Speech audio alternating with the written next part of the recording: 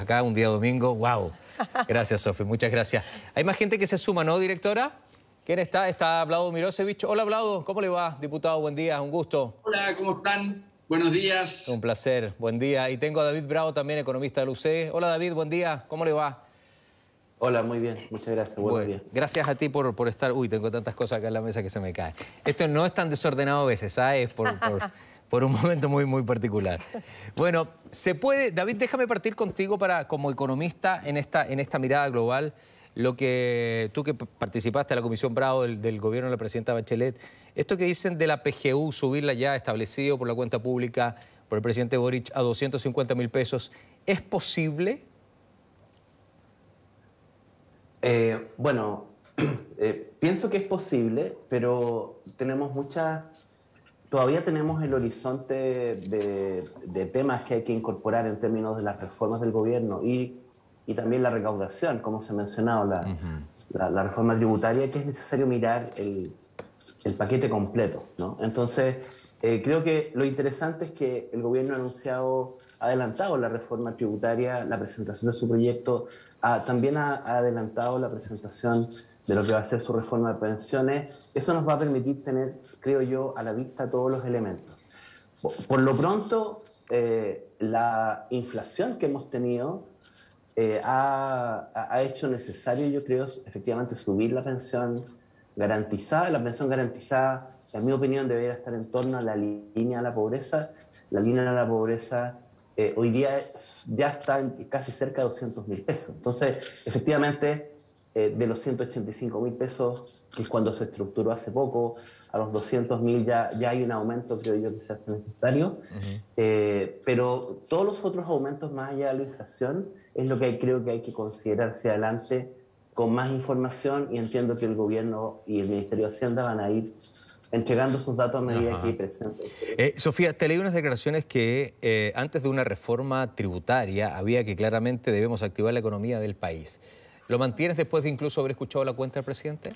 Lo que pasa es que si queremos recaudar vía impuestos, obviamente lo primero que tenemos que hacer es tener una base de recaudación. Si no hay crecimiento, si no tenemos activada la economía en estos años de pandemia, más el estallido social, las pymes han sido súper afectadas, entonces hoy día decirle, bueno, más impuestos. Entiendo que la reforma tributaria que va a presentar el gobierno del presidente Boric va enfocada a aumento a las personas. Y ahí volvemos a la clase media, Rodrigo, que siempre ha sido súper afectada, que es la gente que no recibe ningún subsidio, ningún beneficio, pero sí califica para pagar los impuestos. Entonces es complejo. Obviamente nadie va a estar en contra de un aumento de la pensión garantizada universal, pero sí yo creo que hay cosas que conversar. Ahí también lo dijo el presidente en su discurso, ver las mejoras en el Congreso.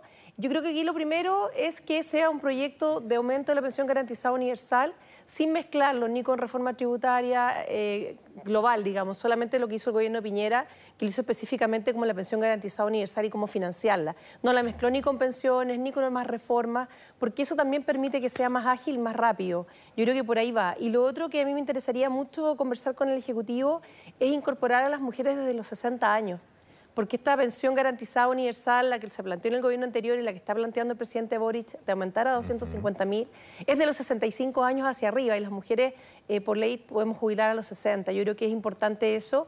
Y también estos anuncios que son tan buenos, ver los plazos en los que se van incumpliendo. Porque si tú me dices que vamos a llegar a 250.000 pesos en 4 años más versus la inflación que tenemos hoy día, tal vez no sea tan relevante el aumento. Diputado Mirosevic, ¿cómo lo ves? ¿Te parece bien? Incluso ayer el ministro Marcel ya estableció que el mismo 30 de junio se va a presentar este proyecto tributario para la discusión entre ustedes. Incluso masivamente antes, 10 días antes, se les va a entregar a ustedes el documento para que lo tengan claro. ¿Cuál es tu mirada general y particular de esto? Sí. A ver, yo creo que después del estallido social ya se hizo evidente la necesidad de un nuevo pacto tributario en Chile que sea más justo y que permita también financiar derechos sociales, ¿no? Creo que eso todo el mundo lo dijo luego de que vino el estallido social, desde los gremios del gran empresariado hasta las pymes, todo el mundo estaba de acuerdo en esta necesidad. No ha habido desde ahí entonces un pacto, una reforma tributaria que permita esto. Sabemos que el ambiente es complejo, me refiero a las condiciones internacionales, en fin, es complejo, el presidente ya lo decía unos días atrás, Sin embargo, aquí hay que tener en cuenta que la reforma tributaria, de lo que sabemos hasta ahora, es que podría venir en 2 o 3 paquetes de leyes, ¿no? La primera va a estar centrada en el royalty, que termina el próximo año la invariabilidad tributaria que se comprometió, es decir, ya podemos cambiar los impuestos desde el próximo año en adelante. Royalty, que sería muy significativo, lucha contra la evasión y contra la ilusión. Eso sería el primer paquete de reforma tributaria. No sabemos cuáles son los proyectos que van a venir luego. Lo que yo tengo entendido, de todas maneras, es que esto no comprometería a las pymes. La idea no es ponerle nuevamente una dificultad a las pymes porque sabemos que el escenario está muy adverso. Ya veremos entonces en qué consisten los otros 2 o 3 paquetes, pero aquí ya tenemos un primer financiamiento que puede ser interesante. Sabemos que ilusión y evasión es algo que se va a demorar, se va a tomar su tiempo. Royalty podría ser un ingreso superior, para que nos pongamos un poco a tono también con lo que se paga en otros países del mundo, que me parece que es lo justo. Necesitamos echarle mano al royalty sí o sí. Y bueno, ahora, estos 250.000 pesos, creo yo, que traen un poquitito de dignidad para decir, tengamos un piso mínimo, que no sea contributivo, que no dependa de lo que tú ahorres, sino que sea un piso mínimo de dignidad universal, ¿no? Me gusta lo que dice la diputada Sofía Cid respecto de mujeres a 60 años, porque efectivamente jubilan antes y por lo tanto debiésemos involucrarlas también con 60 años.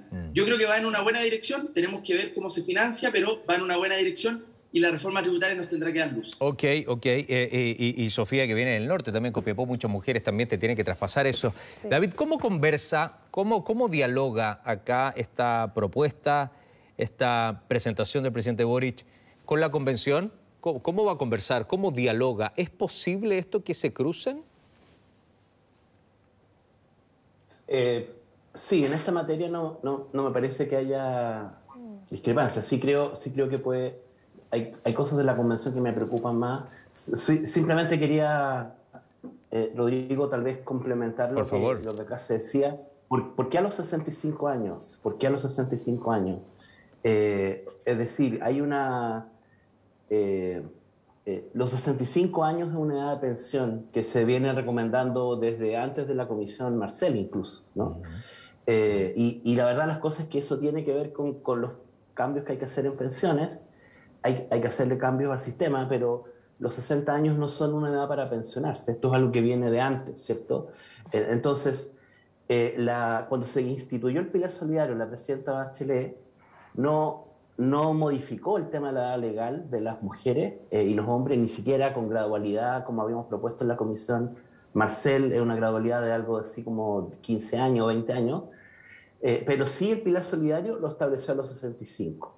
Y eso se ha mantenido. Creo que no sería bueno cambiarlo, porque lo que necesitamos de verdad hacia el futuro es que las edades de pensión vayan más bien ajustándose en función de las expectativas de vida. Por eso es que hay que tener en cuenta el horizonte de todo el paquete de reforma, porque la pensión garantizada es un componente fundamental de la reforma de pensiones y del sistema de pensiones chileno futuro. Entonces, David, déjame que lo responda la diputada Sofía Cid, porque ella tiene esa intención también, esa propuesta de cambiar los 60 años. David, según su mirada, según las comisiones anteriores, no es recomendable, sino que a partir de los 65 años. Sí, obviamente, en teoría nosotros deberíamos cotizar más y más años, pero el hecho de pensionarse hoy día no significa que mucha gente sale del mercado laboral. Además hay incentivos que te permiten, por ejemplo, la reforma de pensiones que está en el Senado, que nosotros aprobamos en la Cámara de Diputados, tiene un incentivo a que la gente siga trabajando más tiempo, pero por iniciativa propia y con algunos beneficios. Pero si hoy día una mujer se pensiona a los 60 años, ¿por qué no va a recibir la pensión garantizada universal? Uno entiende la parte técnica, la parte, digamos, ¿cómo se dice?, profesional, la parte técnica en específico, pero las realidades que vivimos son otras. Yo creo que hoy día una mujer que se ha dedicado a una pega de esfuerzo, de trabajo pesado, a los 60 años sí está para jubilar. Tal vez en otros trabajos, en otras instancias, uno dice, no, sabes que yo no me veo jubilar a los 60 años. Pero yo creo que hay que ir viendo esos casos específicos. Nosotros somos una región minera, tenemos muchas mujeres que trabajan en la minería, que tienen turnos 4x3, 7x7, que además es un trabajo que tú lo haces en altura, donde tu cuerpo igual tiene deterioro. Entonces, ¿por qué a esa mujer tú le vas a decir, sabes que siga trabajando más tiempo o usted no tiene el beneficio de la PGU? Yo creo que son temas que tenemos que conversar, Yo creo que el Ejecutivo está abierto a tocar estos temas en el Congreso, pero creo que la teoría es una cosa, pero la práctica es otra. Yo soy ingeniero comercial, soy economista, entiendo muy bien lo que dice David, pero también uno hace terreno, está en la calle con la gente y hay otras inquietudes también. Hay casos puntuales. Hay casos puntuales. Voy a abrir la pantalla, hashtag alerta, hay mucha gente que quiere participar. Lo ponemos acá, Cami. Yo los voy leyendo para que... ¿Por qué no se amplía la cobertura de la PGU para las personas pensionadas por invalidez? Y que en muchos casos su edad es mucho menor que los 60, 65 años, plantea Hugo Manchinelli. Escriban al hashtag alerta, yo los voy leyendo. Vlado, ¿qué opinas de la posición de Hugo? Ampliarlo para las personas que tienen esa dificultad entre esta edad, 60, 65, y las pensionadas por invalidez. Bueno, es algo que tenemos que estudiar realmente. Hoy día, si uno mira el beneficio como está, estamos hablando de 185.000 pesos que se adiciona a la pensión, que se adicionan un 100% si es que uno gana como pensión menos de 630.000 pesos de pensión, que es la infinita mayoría, se adiciona completo esta pensión garantizada universal. Y si uno gana entre 630 y 1 millón, ahí se le entrega solo una porción del aporte del Estado, que como digo es no contributivo, o sea, esto no depende de tus propios ahorros, se suma a tus ahorros, un aporte que el Estado hace de manera casi universal, porque aquí llegamos, solo se quita el 10% con mejores pensiones, ¿no? O sea, tiene una cobertura bastante universal. A mí me gusta el principio sobre el cual se aprobó esta ley, que tuvo en el Congreso, no me acuerdo, Sofía, pero fue probablemente unanimidad, ¿no? O sea, fue muy votada de todos los sectores políticos. Y hoy día lo que tenemos que hacer como una razón de Estado, independiente de tu ideología, de tu partido político, ponernos de acuerdo en que esto es bueno para la sociedad, que exista un piso mínimo garantizado, independiente de tu cotización, que esté por sobre, como decía David, por sobre la línea de la pobreza. Si hacemos eso, vamos a estar, creo yo, trayendo un poquitito más de dignidad a Chile y nos vamos a poder, entonces, poner un poquitito más orgullosos de lo que somos, porque damos dignidad como base. Ahora, no es suficiente, no es del todo suficiente, y es verdad que la gente jubila y sigue trabajando, pero esto es una ayuda importante. Sí. Déjame darles la noticia, fueron 138 votos a favor, ninguno en contra. Ajá, respecto a lo que planteaba Vlado y que le traspasaba a la Sofi, son 138 votos a favor.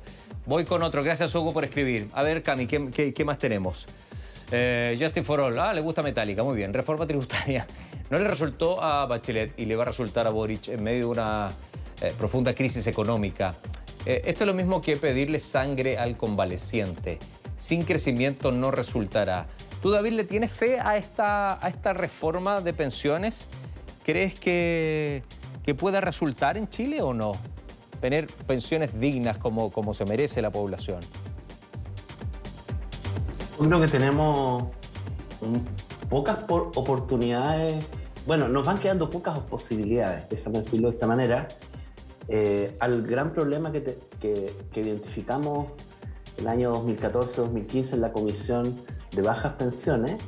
Ese problema se acentuó enormemente con los retiros de fondos de pensiones, y entonces estamos en un problema mucho más serio. En parte se subsana ese problema un poco, ¿cierto?, con la pensión garantizada universal que se estableció a comienzos de año, y eso fue muy importante, y ojalá la reforma que viene se lograra aprobar con más de 100 votos, ¿cierto? Lo que sea, digamos, ¿cierto? Pero que ojalá haya mucho consenso. Es la posibilidad que tenemos como país ahora de enrielarnos. Eso significa que tenemos que ser capaces de ponernos de acuerdo. Ya ha habido 2 proyectos y hay que ponerse de acuerdo. Aquí básicamente es el Senado, la Cámara, ¿cierto?, este Ejecutivo, los que tienen que jugarse por que esto ocurra. Ahora, esto es algo difícil porque sabemos dónde han estado los cuellos en la discusión, los cuellos de botella, y también porque se requieren recursos, hartos recursos. La pensión garantizada universal es parte de esto, no podemos considerarla parte, sino que es parte del paquete de la reforma. Claro. Nosotros le digamos a alguien qué es lo que esperaría entonces cuando usted cumpla 65 años, 70 años, la pensión garantizada es el piso, y a partir de allí se van a sumar entonces los otros ahorros. Claro. La posibilidad que tenemos ahora entonces de esta reforma es importante. Un problema que tengo, y lo levanto porque es la pregunta que hiciste antes y me fui por otro lado, es en el fondo tiene que te ver preguntaba con... cómo conversa la Constitución Exacto. con esta reforma. Claro, mi temor con lo que está en la Convención es lo siguiente. Iniciativa exclusiva del Ejecutivo, eso cayó en materias previsionales. Ese, a mi juicio, es un enorme error. Esa fue la razón por la cual todo el sistema de reparto que teníamos en Chile antes, ¿cierto?, que eran de las cajas de previsión, se deformó. No cayó en ese minuto porque la pirámide poblacional se fue haciendo más, la base más pequeña, porque eso ocurrió después. ¿Por qué estaba en crisis ese sistema de pensiones? Es porque vimos una cosa parecida a la de los retiros de fondos de pensiones, ¿cierto? Cada parlamentario, como tenía iniciativa, empezó a generar propuestas y empezó a deformar cada caja de previsión de acuerdo a los intereses de las audiencias del electorado, empezó a tener normas distintas y se armó una adefesio que generó un problema, ¿cierto?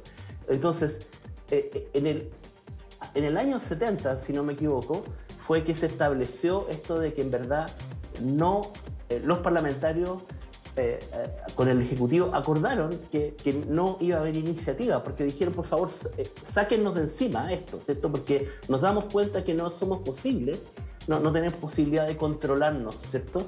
Eso es lo que hemos estado viendo en los retiros. Yo creo que es muy peligroso que